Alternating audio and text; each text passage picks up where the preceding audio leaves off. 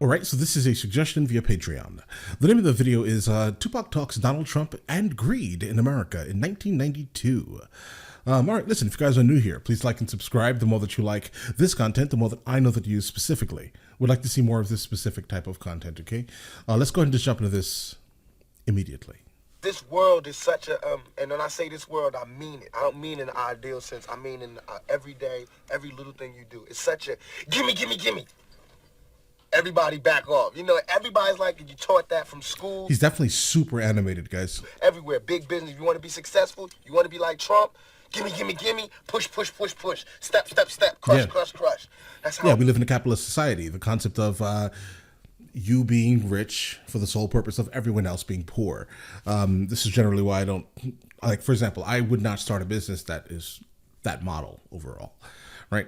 But either way, let's get it. It all is, and it's like nobody ever stopped. Just, you know, I feel like instead of us just being like slavery's bad, slavery's there, bad whitey, bad whitey. I mean, all right, let's stop that. And everybody's smart enough to know that. I mean, we've been slighted, and we want ours. And I don't mean by like ours, 40 acres and a mule, because we're past that.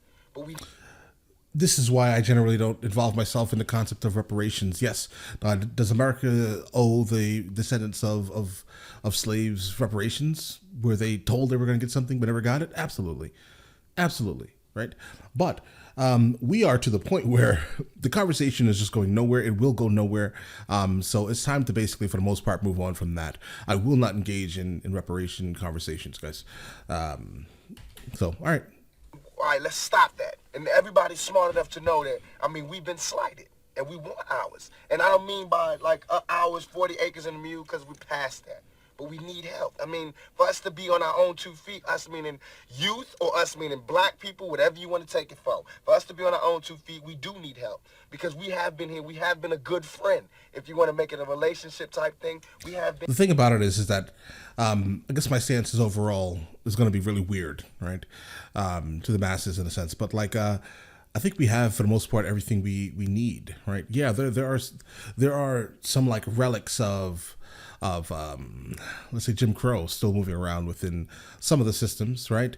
But for the most part, if you have the drive and the will and the need to succeed, in a sense, yes, you can definitely make your own way now. I can't say for 92 because I don't know how it was like maybe 6, right? I can't give you, I have no idea, right? But the point that I'm trying to make is that as of right now, if you want it, you can go get it, right? Don't let anyone stop you. And if you feel like you're being stopped, go somewhere else. You can get a passport, right? You see what I'm saying here? So like, I think that there is enough in society right now for everyone to get a piece of it, honestly, regardless of your appearance, right? Or said relics of Jim Crow stuck in some of the systems still, right? No one is denying that the R word doesn't exist, guys. No one is denying that, right? Absolutely. Why would I? Think about that for a second, right? But it's not enough going on just to actually stop you right now, all right? It's your own will. Because we have been here, we have been a good friend. If you want to make it a relationship type thing, we have been there, and now we deserve our payback. It's like you got a friend that you don't never look out for. You know, you dressed up in jewels. Now America's got jewels, and they paid and everything, and they lending money to everybody except us. And it's like, everybody need a little help on their way to being, self-reliant. You know what I'm saying? That's the whole thing about the album. I think he's pointing out the concept of redlining, where specifically your neighborhood was outlined in like basically a red marker in a sense, yes, on a map. And it would tell you that this area here is worthy of being loaned to, and this area here is not worthy of being loaned to, purely based on, for the most part, the demographics of the area, right? That's kind of what it sounds like he's going for, redlining. Lending money to everybody except us. And it's like, everybody need a little help on their way to being, self-reliant. You know what I'm saying? That's the whole thing about the album, about the Special Olympics.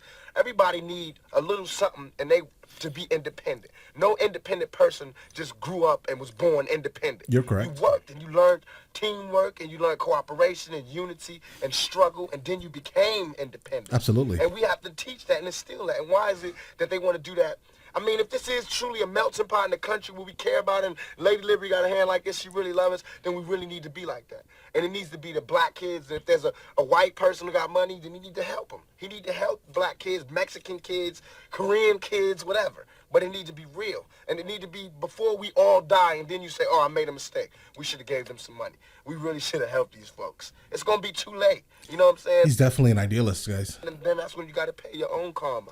And that's when God make you punish. When God punishes you. Because I feel like, you know, it's too much money here. I mean, nobody should be hitting lotto for 36 million and we got people starving in the streets. That is not idealistic. That's just real. That is just stupid. There's no way Michael Jackson should have, or whoever Jackson, should have $1 million, $1 billion, and then there's people starving. There's no way. There's no... Oh, shit. We live in a capitalist society, right? I mean, unfortunately, if you want to escape it, you're going to need to escape it, right? And this is, for the most part, why I decided to leave America, you know, over a decade ago, in a sense, yes? You know, I come back and forth through America. Like right now, I'm in America currently at this specific time. Half the year I spend in Europe. And the reason why I say this is because, like, you need to understand that the world is bigger than the borders of the United States of America, okay? And the quicker you learn that, in whatever situation you're in now, it's going to be different when you go somewhere else, okay? Society is definitely different. You will find more success in other places if you are having a hard time here, all right? Just being honest, okay? Let's get it. No way that these people should own planes and their people don't have houses. He's not wrong in an instance, shacks, kind of. Drawers, right? Pants. You say people that say, well, they earned it.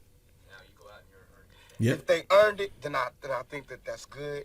Yeah. See, this is the thing here. The people that he's referring to, I think that he's most angry about are like the, honestly, the Trumps, right? The people who took a small $100 million loan or something. I don't know what he said. I don't listen to him. But like these type of people, the people who are, you know, the royal families in a sense, yes, the ones who are the sons of billionaires, the sons of and daughters of multi-millionaires, right? He's referring to these people here, the ones who are just blessed into it rather than the ones who absolutely on their own came from nothing to something. Okay. I get it, sir. Shacks, drawers, pants. You say people that say, well, they earned it. Now you go out and you're earning it. If they earned it, then I think that's good. And I think that they deserve it. But even if you earned it, you still owe.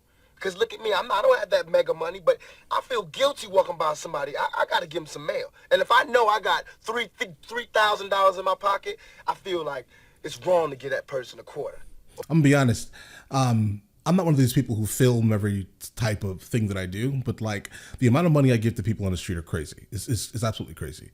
Like you guys are super like hard at donating to the channel. And trust me when I say the majority of this, I would say a good 60% of it on average goes to people asking for money on the streets, because I just cannot stand the concept of me having something and someone else doesn't.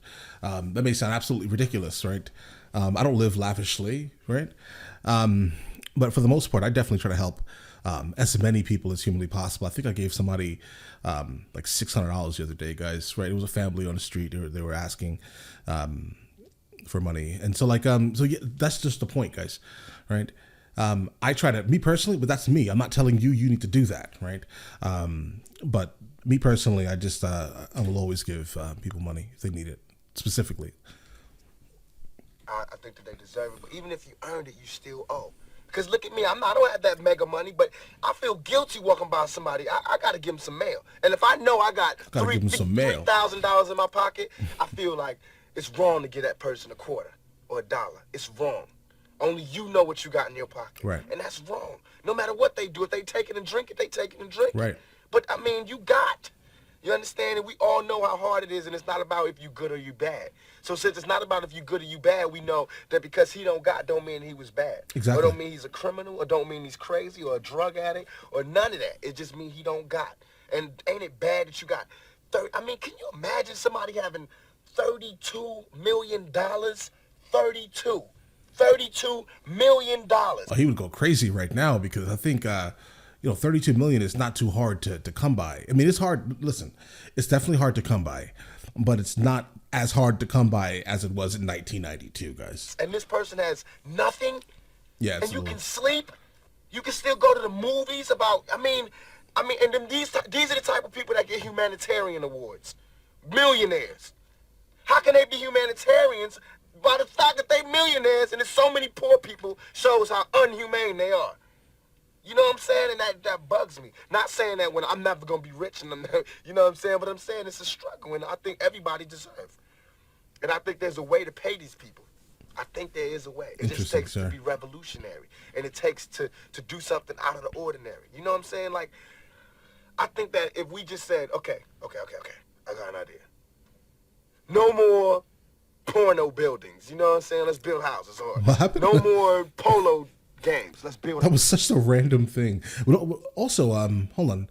No more of these elite activities. What he's kind of saying here: polo buildings or something, or polo events, which is obviously is an elite sport. What's interesting about that is because George Carlin had said something similar to that. He said, "Listen, guys, get rid of all the golf courses. You know where you can build affordable housing? Golf courses. Waste of land." That's what he said, guys. George Carlin. Interesting. Okay. I got an idea. No more porno buildings. You know what I'm saying? Let's build houses. Or no more polo games. Let's build houses for poor people. You know what I'm saying? Or, look, okay, I know you're rich. I know you got $40 billion, but can you just keep it to one house? You only need one house. And if you only got 2 kids, can you just keep it to 2 rooms? I mean, why have 52 rooms and you know there's somebody with no room? It just don't make sense to me. It don't. And then these people celebrate Christmas. They got big trees, huge trees, all the little trimmings. Everybody got gifts, and then somebody's starving. And they're having a white Christmas. They're having a great Christmas, eggnog and the whole 9.